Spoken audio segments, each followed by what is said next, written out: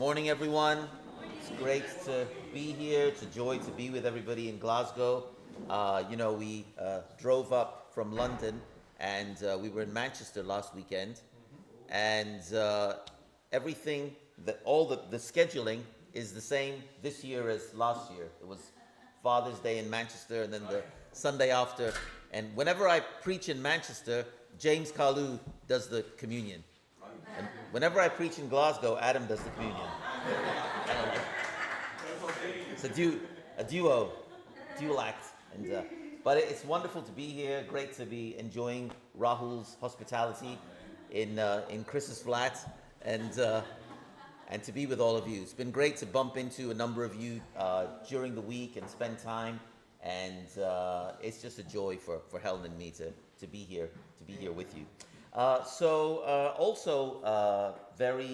Something that's very good is the preaching rota or the subjects feel very familiar because we're actually in West London. We're kind of on the same calendar.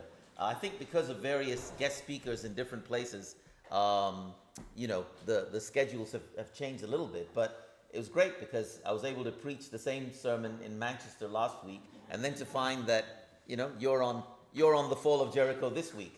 So I didn't have to prepare two sermons, which is handy. That was handy.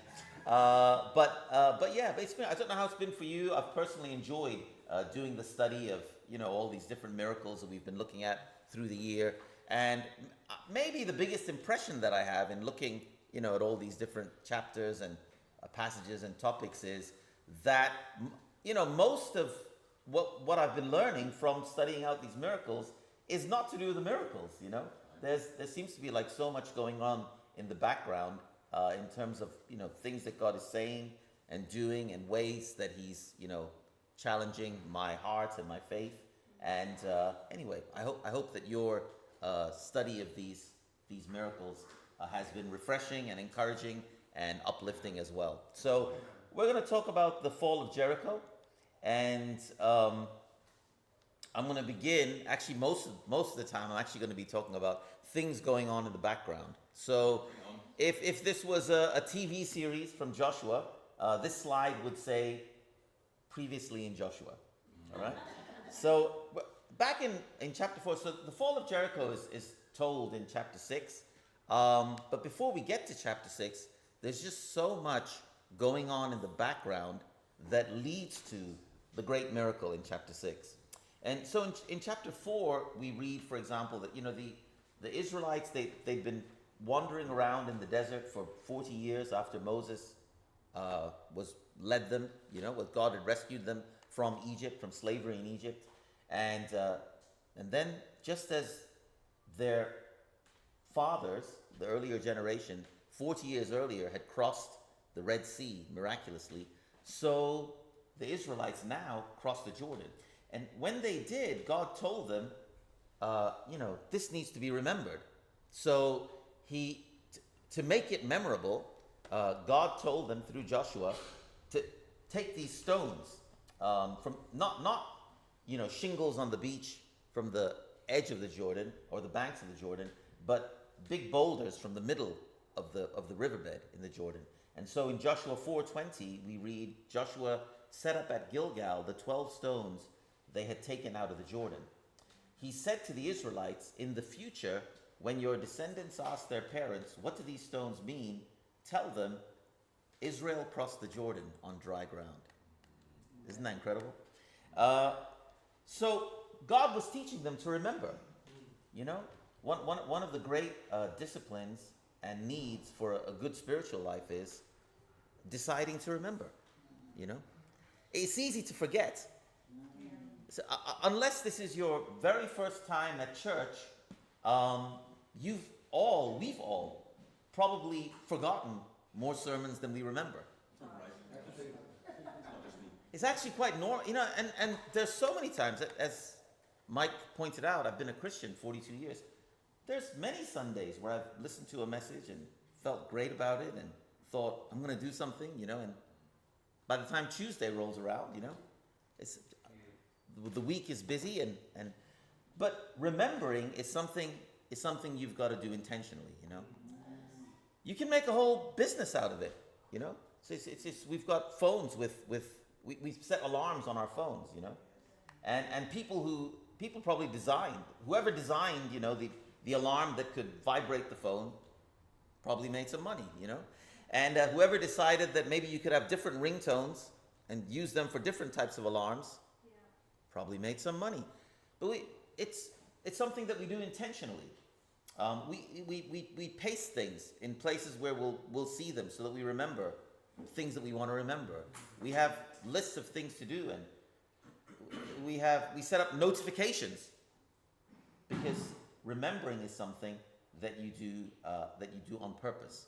You know, you do, and God was teaching them. This memorial was supposed to be so that through the generations, parents could teach their children. See these boulders? They don't look like any of the other stones that are around. And, you know, they don't actually fit in with the environment here on the banks of the Jordan because they came from the middle of the Jordan. Because our ancestors, they walked through this mighty river. You know, God was teaching them to remember. That was very important. In spiritual life, it's so important. Remember the Lord, we're told. Do not forget the Lord. You know, we take the communion to remember. Jesus says, remember me. You know, until I come back, remember what I did. So God was teaching them to remember. Then, you know, carrying on in chapter 5, there was the people were supposed to have practiced the circumcision for their little boys. So a covenant given to them, a command given to them all the way from the time of Abraham, many hundreds of years earlier, but along with a lot of other things that had kind of fallen by the wayside in the desert, this was one of them as well. So when they were there, before they entered Jericho, they had to do it all over again. And you know, there was lots of fellas that were not little babies, so it was painful. And you know, they had to. It took time to heal. So in chapter 5, it says after the whole nation had been circumcised, they remained where they were in camp until they were healed. Then the Lord said to Joshua, "Today I have rolled away the reproach of Egypt from you." So the place has been called Gilgal to this day. Okay, so they came back into the covenant. It was today as Christians, there's really only two things that we do that are almost like rituals or traditions that God asks us to do. One of them is the communion, and the other one is baptism. You know, the way that God operates with people, apart from a few things, really has to do with the heart. You know, he cares about what's on the inside. But there's a couple of things that God wants us to do. And back in the days before Jesus, circumcision was one of them. They hadn't done it. They needed to do it. But it kind of makes you think, you know, if we talk about the communion, it's not difficult to figure out the reason and the meaning and the purpose behind the tradition or the ritual. You know, it's the bread symbolizes the body, the grape juice symbolizes the blood, and we remember. Okay? Baptism, sometimes we can get into a little bit of a funk about, well, why? If God cares about our faith in our hearts, why does he want us to get baptized? But then we read and we understand, you know, it's you're sharing in the death and the burial and the resurrection of Jesus. And so, okay, it makes sense, you know. Circumcision, why? Yeah, why? You know? And but nothing in the Bible is wasted. It's not wasted. God does these things. He gives lessons and objects lessons and, you know, stones on the banks of the Jordan, and they're all there. Well, I think precisely because he wanted his people to think, well, why? Well, why, you know? And indeed, you know, it pointed towards something else. God did say that this was necessary because it was a way in which you'd show your holiness and the fact that you were set apart for me, okay? But also it was a preparation for something else, you know? All through the Old Testament, and then, you know, in the New Testament, Jesus and the apostles commenting on the Old Testament, it was kind of obvious, you know, we do all these things. We set up these commands, we make these sacrifices, we do all these things, but somehow, again and again and again, the people fell into sin, you know, and they fell away from God. And You know, Moses even knew. See, right now in this early chapters of Joshua, the people are there. They've crossed the Jordan. They're outside the city of Jericho. But 40 years earlier, they left Egypt. And just a few weeks earlier, or a few months earlier maybe, Moses had died. And even in Moses' last, like when Moses, before he died, he gave them what we call the book of Deuteronomy, where he was reminding them of all the laws and teachings that he'd given them. And even then, he told them, your descendants are not going to stay faithful.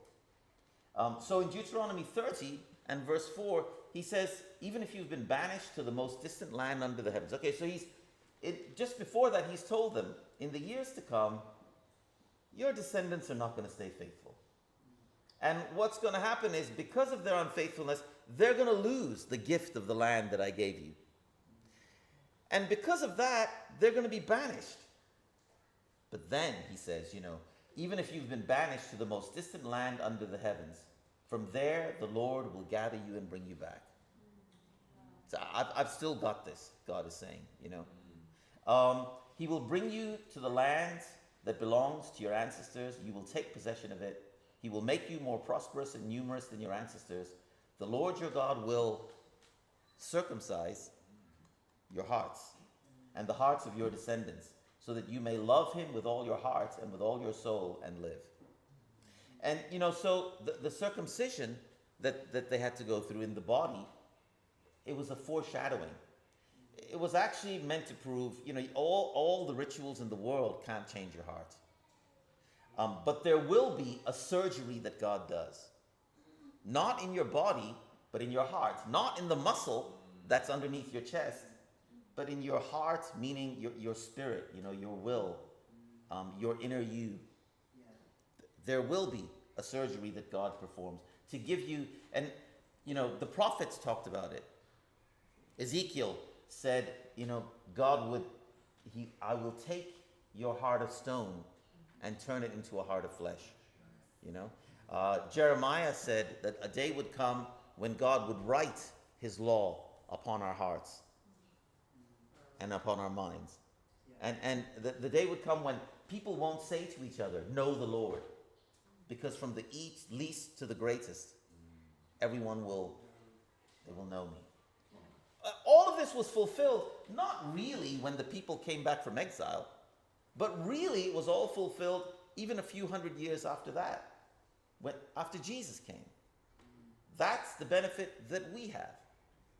That's the benefit that we have. That's why we have so few rituals, right? The only couple of things we insist on is you got to be baptized for the forgiveness of sins, and we take the bread and the wine every Sunday. But because God's done that, He's done when we became Christians, that operation happened in our hearts. Okay? And now we've got to live in and grow in that newness of life. But for them, a whole generation had been judged in the desert. A humbled people were ready to make a new start. Okay? God had taken the people out of Egypt, but in a sense, he couldn't take Egypt out of the people. One of the things that I loved as a young Christian was, because the Old Testament seemed so big and so difficult for me to get my head around. But one of the things that I really appreciated was, when you look in the New Testament, there are certain passages where the Old Testament is summarized. So when I was a young Christian, I was so happy when I came across Acts chapter 7, and Stephen was about to be stoned. But before that, he gave them like a whole, in his speech, he told them a whole summary of what the Old Testament was about. And another passage like that is in 1 Corinthians 10, where Paul tells them, these are the 4 sins for which the people, a whole generation passed away in the desert, and they didn't make it to the promised land. Why? Egypt stands for the world. That whole journey from Egypt across the Red Sea into the desert and then into the promised land, that stands for the Christian life. Egypt is like us leaving the world. Crossing the Red Sea is like being baptized. Yes. Wandering in the desert,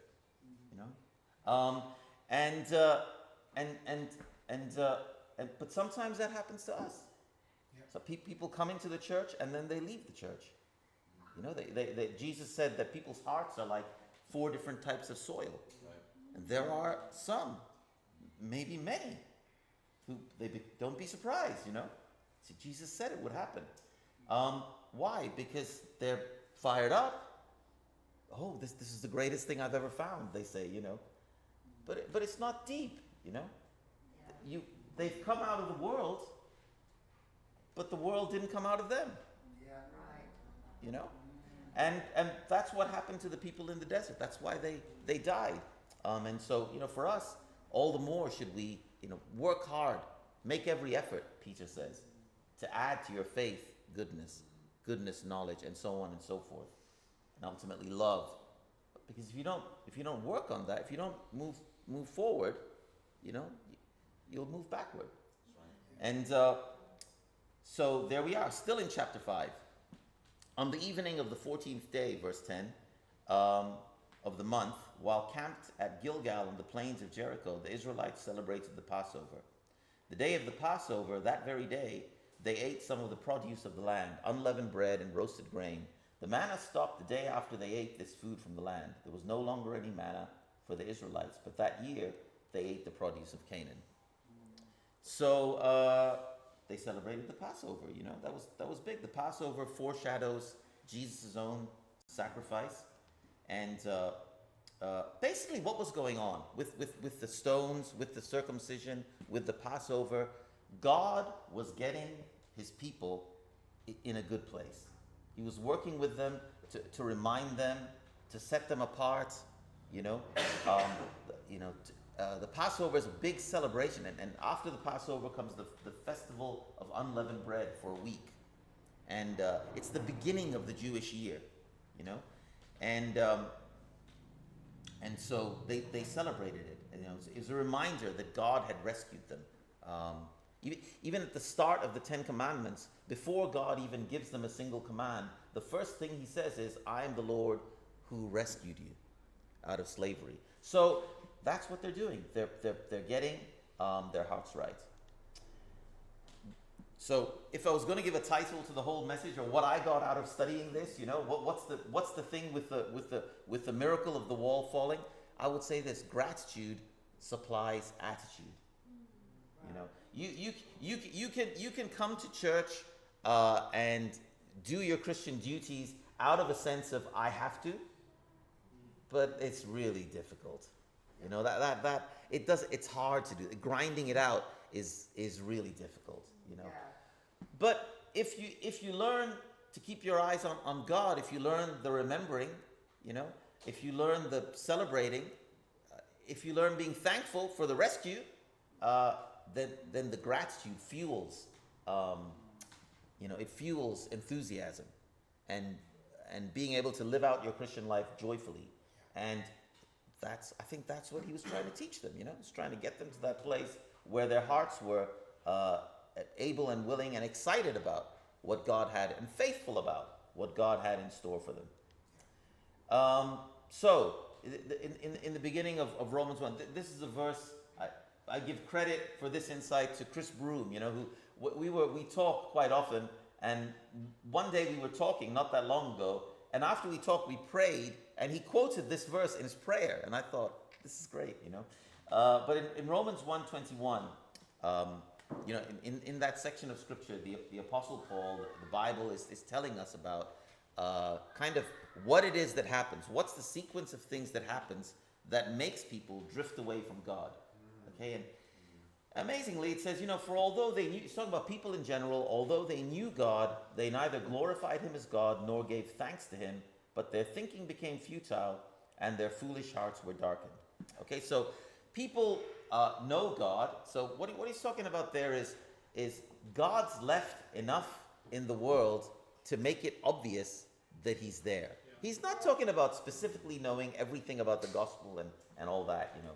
But there was a couple of years ago, maybe. Was it a couple of years ago? Yeah, I think a couple of years ago. Helen and I went to visit my sister, who lives a little bit outside New Delhi, the capital of India.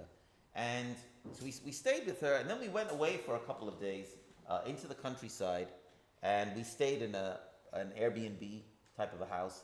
And so one morning I went out on a walk, outside. In the back there was just a big countryside kind of an area there were deer and there were hills, and it was kind of it wasn't very wooded. It was more plains or whatever.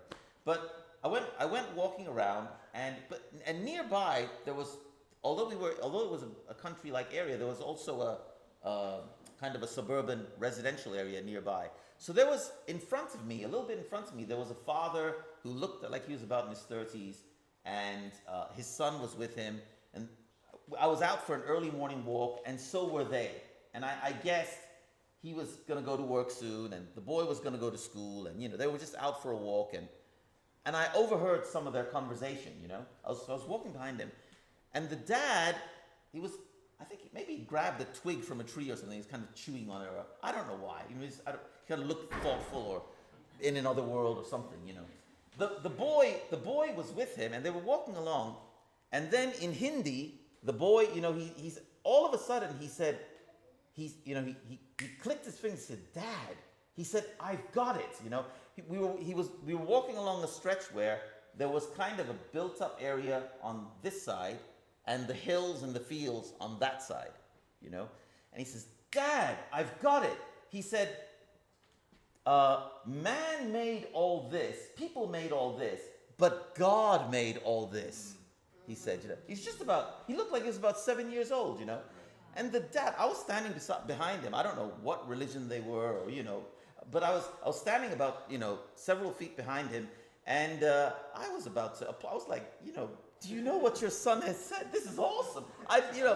As Christians, we love our little kids to get insights like that, And I was like, "This kid is awesome," And the dad he was still in it, and he was probably thinking about his meetings that day or something, It's like, "Come on, Dad, get fired up," And then he said it again. The dad was like, And then he said it again. Dad, no. People made all this, but God made all this, he said, I was like, this kid is great, And this dad is boneheaded, he's hard-hearted or something. But the point is, to a little 7-year-old, it's totally obvious. This is like houses, they're the kind of straight walls and, roofs and this. And that is, hills and fields and deer, and this is awesome, And so I think in that sense, Paul is saying, it's plain. To anybody to anybody who hasn't been confused by an education, right? It's plain. But he says, though they knew God, they didn't glorify him as God or give thanks to him. Okay? But their thinking became futile. Their foolish hearts were dark. And I don't want to be described as someone whose thinking is futile, like it's useless. It's just unproductive, Or whose foolish heart. First of all, I don't want to have a foolish heart. And secondly, I don't want it to be darkened, But he says you can get to that state if you don't acknowledge God as God. Yeah. And if you don't give thanks. Yes. If you don't give thanks. A lack of thankfulness will do that to you. It's kind of scary,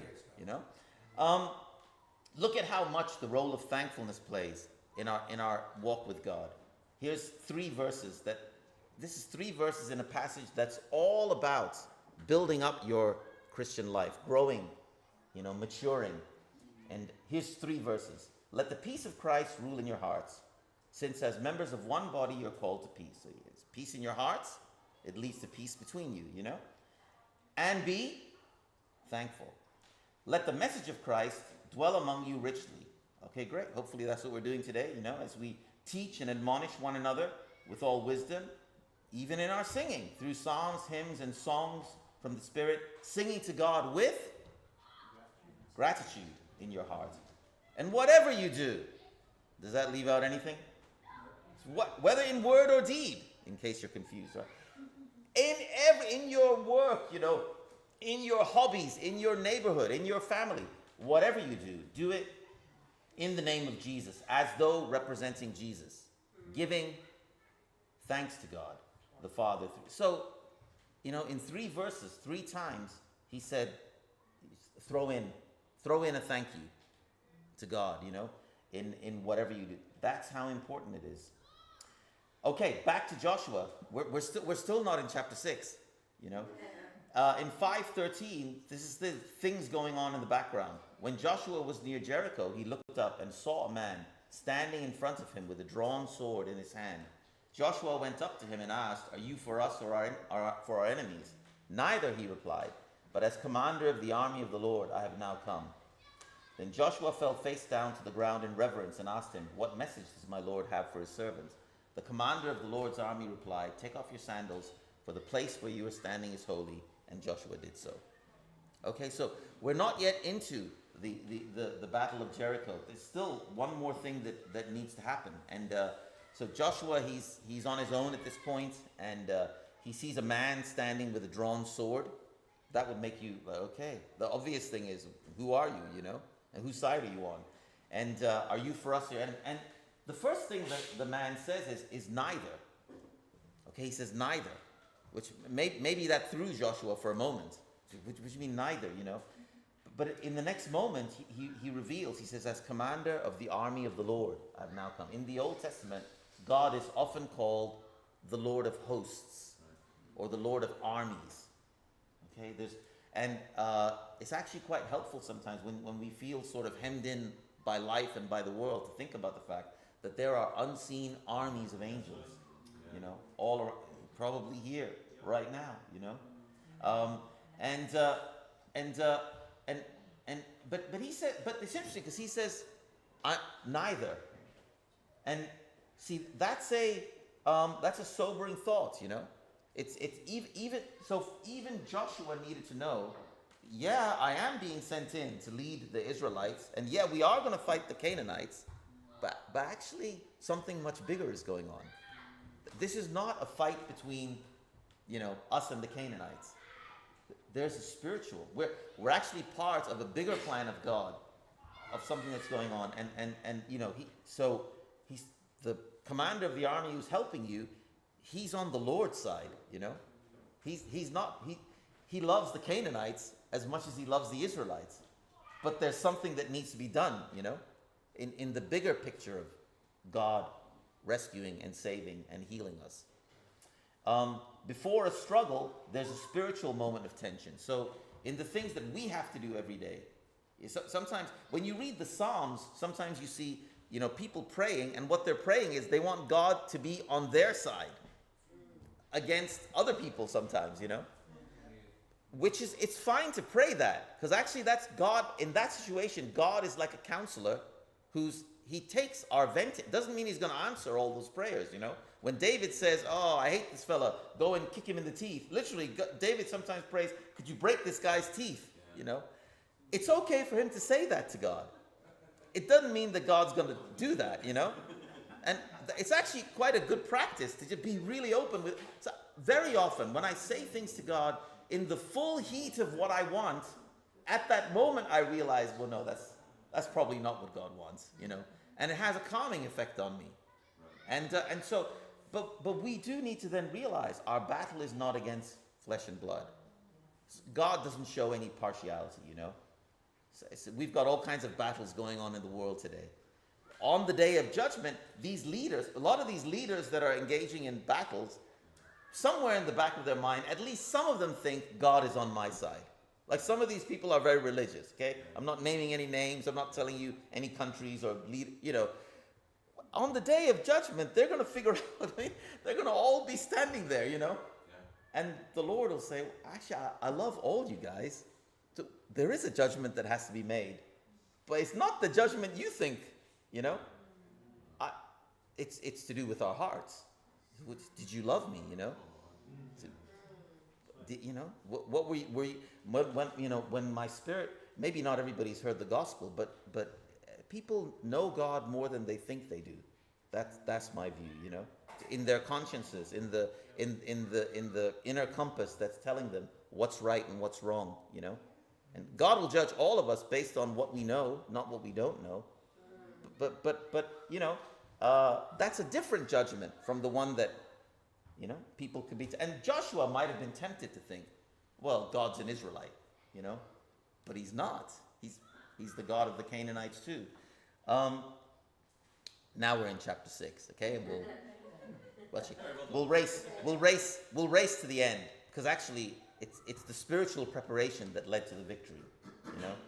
Now the gates of Jericho were securely barred because of the Israelites. No one went out and no one came in. The Lord said to Joshua, "See, I have delivered Jericho into your hands, along with its king and its fighting men. March round the city once with all the armed men. Do this for 6 days. Make 7 priests carry trumpets of ram's horns in front of the ark. On the 7th day, march round the city 7 times, with the priests blowing the trumpets. When you hear them sound a long blast on the trumpets, make the whole army give a loud shout. Then the wall of the city will collapse and the army will go up, everyone straight in." Some of you have heard this passage preached on many times, okay? And I mean, it's pretty amazing. It's a crazy plan. It's a completely faithful plan. There's no real strategy in it, you know. But the people were obedient. You know, imagine having to walk around the city once a day, 6 days in a row.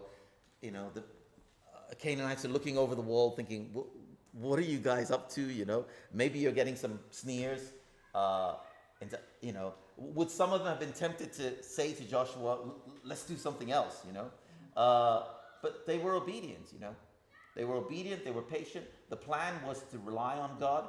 In the beginning, before God tells them to walk around, he says, I have delivered, I've already done it. The victory's already organized, you know? They did something, okay? But it wasn't like it was God who did the heavy lifting. And our relationship with God is the same. He wants us, you know, he doesn't want us to do nothing. He wants us to do something. So when we pray, when we act, when we serve, we're always doing something. But we rely on God to carry us along. We rely on God to bless our evangelism or our service or our work or our family times or everything that we do, okay? They didn't quit on the plan because it seemed strange. So they were very self-controlled, you know, and submissive to what God wanted them to do under Joshua. And why was that? Why did I want to spend so much time in chapter 4 and 5 when the lesson is about chapter 6? Because I think all of that remembering and setting apart and celebrating the Passover and figuring out, okay, there's the Lord's armies around us, but they're actually not on our side or on their side. They're on the side of righteousness, you know. And if we stay righteous, then we could be on their side, you know. All of that is what led to this awesome victory, the easy victory. The easy victory happened because of all the preparation. They didn't give in to impatience. They didn't give in to a desire to take control. One way to think about Adam and Eve's sin at the beginning is, you know, they wanted to be their own God. They wanted to take control rather than trust, rather than abandon themselves to God, you know, and believe that he's good and he'll look after us. They didn't give in to that. God gave them the victory. They became well known and feared, but just as before the battle. Okay, so now that's all we're going to do in chapter 6. Just very briefly, even after the battle, God revealed that he's more concerned with inward character than outward appearances. Indeed, victory depends on uprightness of motive, which is revealed in our actions. So we don't have time to go through it, but right after the battle, they then had to confront sin. Okay, there was one of the leaders, Achan, son of Carmi, or one of the soldiers. I don't know exactly who he was, you know. But he sinned by stealing something that he shouldn't have. And then, you know, a few of them went out to a battle and lost, and then they were all discouraged. And it was amazing that God, you know, God had prepared everybody. There was this big project, go and take over the promised land. There had been 40 years of discipline in the desert, but even then, God would stop his entire project until the people dealt with the sin among them. Okay? Because, you know, the project was not Israelites defeating Canaanites. They were his project, you know. You see, I've been a Christian 42 years, as Mike said. One of the funny things is, through the years, I've seen God do things, and there's been times of great difficulty. There's also been times of great pleasure. Oh, wow, we studied the Bible with this person and they became a Christian, and oh, wow, these people got married, and oh, wow, this church was planted, and so many good things, But every so often I stop and I get a sneaky feeling, especially when I've gone through a harder time. And it dawns on me that I'm not just working together with God on a project, but I have this sneaky feeling, actually, I'm the project. What God was doing all along is he's trying to get me to see something about myself. And the state of our hearts, reflected in how we respond when we are tested, is his chief concern. Okay? So just, I think this is the last slide, but just to wrap it all up, the fall of Jericho was the fulfillment of God's promise to bring Abraham's descendants into this land. Abraham stood in the land hundreds of years earlier, and God said, just look around. It's all going to be you. It's all going to belong to your descendants, But he had none of it, we had maybe just a little bit, God gave him. Deeper than that, it was a part of God's plan to build a community of people who would know and love him and be like him in their character, in their integrity and love. So the spiritual lessons around the battle victory are as significant as the victory itself. And what are these? Remember God. Okay, remember. It's easy to forget. It takes intention to remember.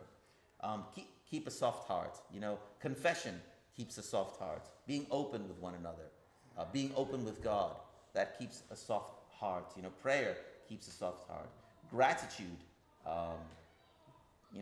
gratitude is what keeps us in God's presence. Caring about the means as well as the ends. So the ultimate Joshua himself points towards, and even his name is the same. Joshua and Jesus, that's the same name. It means whatever it means. The Lord saves or something, right? I forget these things sometimes. But anyway, it calls us to look at Jesus, okay, the real Joshua, and to rely on him. Amen. That's the lesson for today.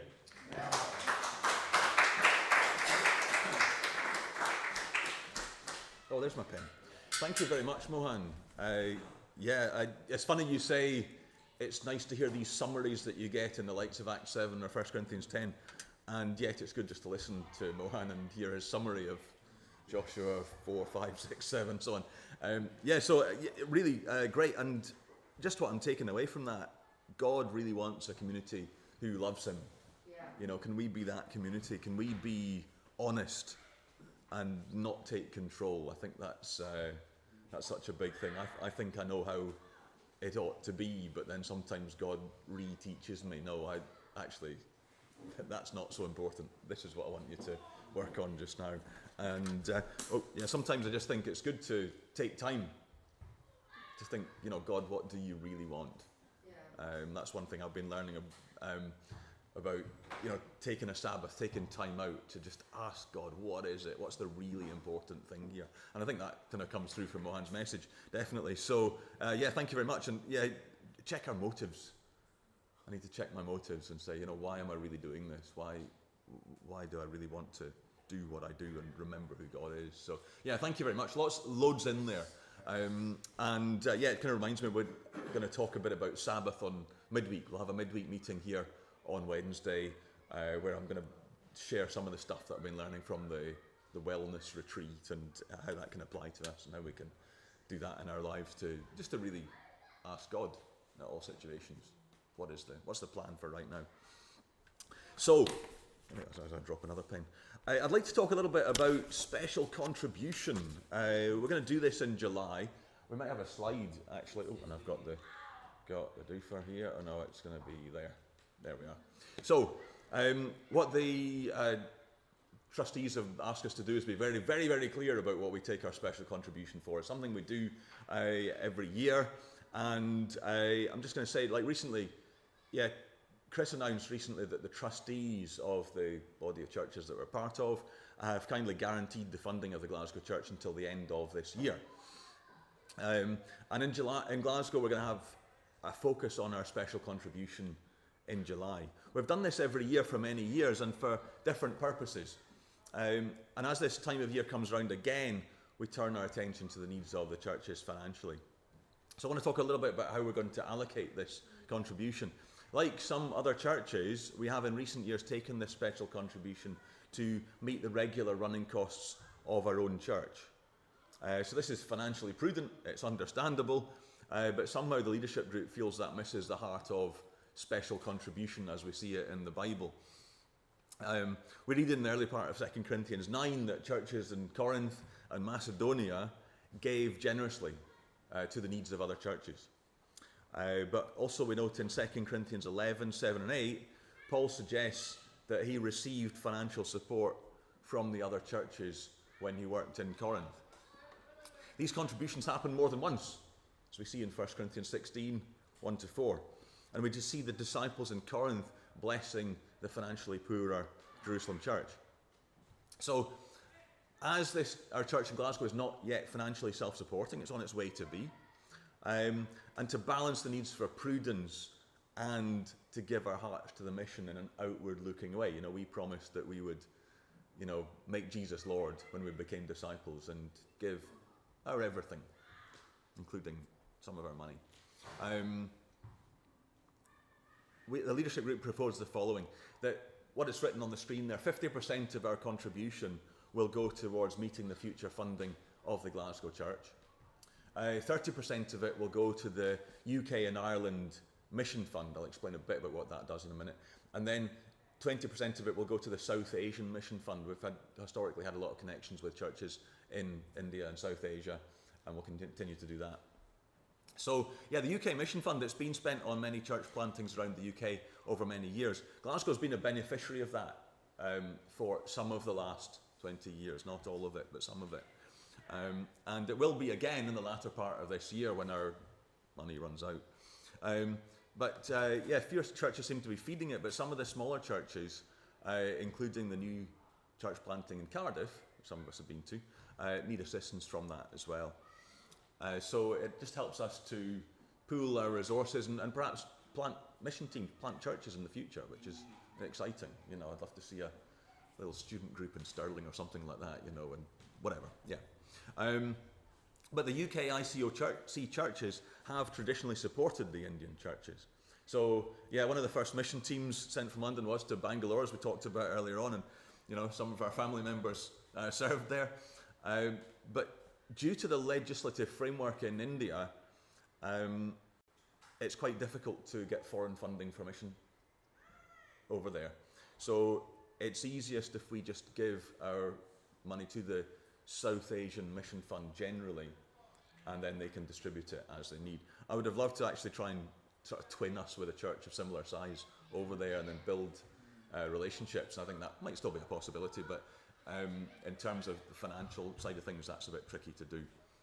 So in terms of what we're giving, 2 Corinthians 8 verses 16 and 20 indicate that the churches gave generously. Now longer serving members of our congregation will remember compulsion from leadership to give certain amounts, certain predetermined amounts. So it's not our intent to mandate anything that way at all. But just to encourage one another to just observe that biblical precedent of generous. We did, after all, promise to give everything to God when we became disciples. Luke 14:23, if you like. 1 Corinthians 16:2 suggests that we should give in proportion to our income. So this shouldn't burden, less financially well-off people as we try to pool our resources to give something here. But let's bear in mind that, we have some of the highest living standards of really all the people who have ever lived, which is quite frightening just to think about that. And much higher than we perhaps did in the old days as well. So let's just excel in the grace of giving in 2 Corinthians 8. So we'll be able to give to a special contribution throughout July. In fact, we can give throughout the whole year, but we'll be talking about it a bit in July so that we can just have an outward focus on missions. It's one of the ways that we can grow as disciples is to have, we have an outward focus on giving to other people. We give hospitality to others in their home. We share our faith with people. Giving our money is just one of the ways that we can give. So it's not like we have a big thing about money. But I just wanted to talk about that so that we can be thinking about that as we move into July and do that. So that's really all I've got to say today. There'll be church here next week, next Sunday. Yours truly will be preaching, and we'll have midweek on Wednesday, and we'll have a final song. Yeah, should we do that? Should we just have a quick prayer? We'll have a final song, and then we'll have tea and coffee. Yeah, dear God, thank you for this time, this service that we've had together. Thank you for Mohan's talk. Thanks for Adam's communion. Thanks for the songs. Thanks for everything that brings us together under Christ. Please just bless as we think about, giving to others, giving to missions, God, and helping our friends know Jesus. Thank you for these things. Amen.